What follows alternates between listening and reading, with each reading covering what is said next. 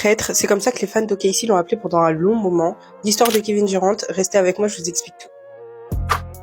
Kevin Wayne Durant est né le 29 septembre 1988 à Washington DC. Sa mère l'élève seule avec ses frères et sœurs. Il est très grand pour son âge et prend vite goût au basket. Il joue dans plusieurs lycées et ne reste qu'une seule saison à l'université au Texas. Là-bas, il domine la NCAA de 2006 à 2007. Il est à 25 points, 11 rebonds et devient même le meilleur joueur universitaire. Il est drafté en deuxième position 2017 par les Supersonics. Il remporte le titre de meilleur rookie cette même année. Sauf qu'après cette saison, Seattle déménage et devient les OKC qu'on connaît aujourd'hui. À partir de là, il forme un énorme trio avec Westbrook et plus tard James Harden. En 2010, ils remportent le premier tir du meilleur marqueur à 3 points. En 2012, ils atteignent les finales et perdent face au Miami Heat. La meilleure saison restera celle de 2014 où il deviendra MVP et il fera son discours qui tourne beaucoup autour de sa mère et son soutien. Mais tout bascule en 2016. Lors des playoffs, OKC mène 3-1 face aux Warriors, mais les Warriors reviennent et gagnent la série avec 4-3. Les fans sont abattus, mais petit à petit, ils arrivent à se remotiver, surtout qu'à ce moment-là, Kevin Durant, il parle beaucoup d'une potentielle prolongation chez les OKC. Mais le 4 juillet 2016, on apprend que KG est transféré chez les Golden State. Il paraît même que c'est Draymond Green qui est venu lui parler juste après la défaite sur le parking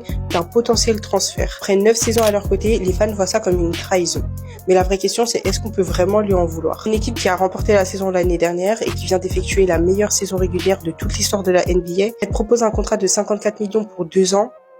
Bien sûr que t'acceptes. Donc il va chez les Warriors en 2016 et devient encore plus dominant qu'avant. Il remporte 2 titres NBA avec eux et sera 2 fois MVP des finales. Il forme avec Curry, Klay Thompson, Draymond Green, l'une des meilleures équipes de tous les temps. En 2019, il rejoint les Nets, mais la franchise est vraiment instable. Entre les départs, les rumeurs, les conflits au sein de la direction, il n'y a rien qui va. Il se retrouve donc chez les Suns en 2023. KD est vu comme un joueur unique. Sa taille, sa mobilité et son shoot font de lui un cauchemar défensif.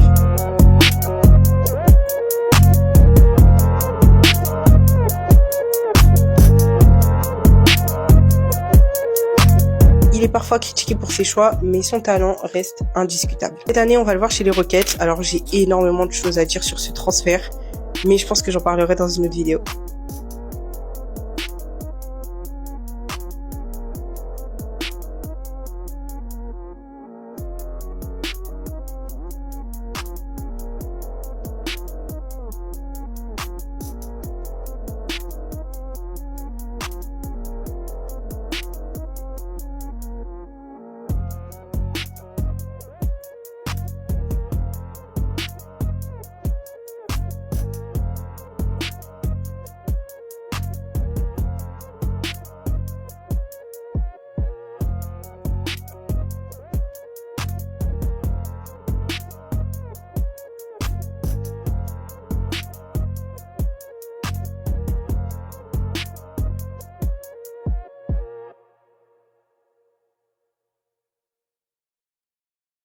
I don't even like to use the word happiness. That's just a fleeting feeling. It can just go so up and down. I don't want to chase that feeling.